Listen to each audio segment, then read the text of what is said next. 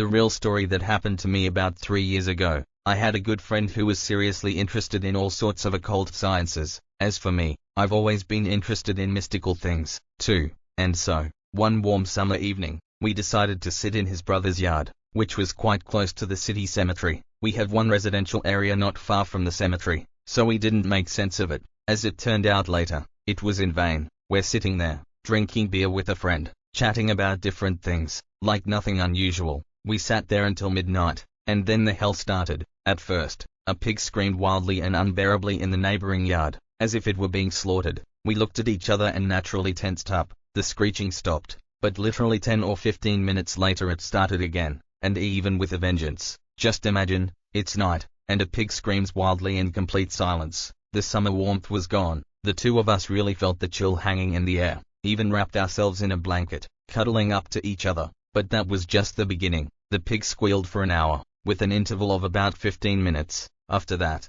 the chain began to ring again in complete silence. Moreover, the dog did not bark, and in general did not betray its presence in any way. The chain just rang, very close to the fence. Then my friend got up with a distorted face and said that there was no dog in this yard. No one lived there at all. Where were the chains ringing from? Anyway, he got up and went to the fence to see what was going on. He looked, stood there, turned in all directions, and came back to me with a white face, and there was emptiness, and there was no one. A completely abandoned house and yard. As soon as I sat down next to him, the chain began to ring again, but when he approached the fence, there was silence. It's a strange feeling when it feels like it's hot outside, but you're shaking like from a severe frost. A friend blew up against the fence, threatened, shouted. In general, he was almost hysterical, and then something happened that made us explode and run as fast as possible from this strange place. A gate creaked distinctly in the neighboring yard, a heavy iron gate. How we ran, and after a long time, we try not to mention this case,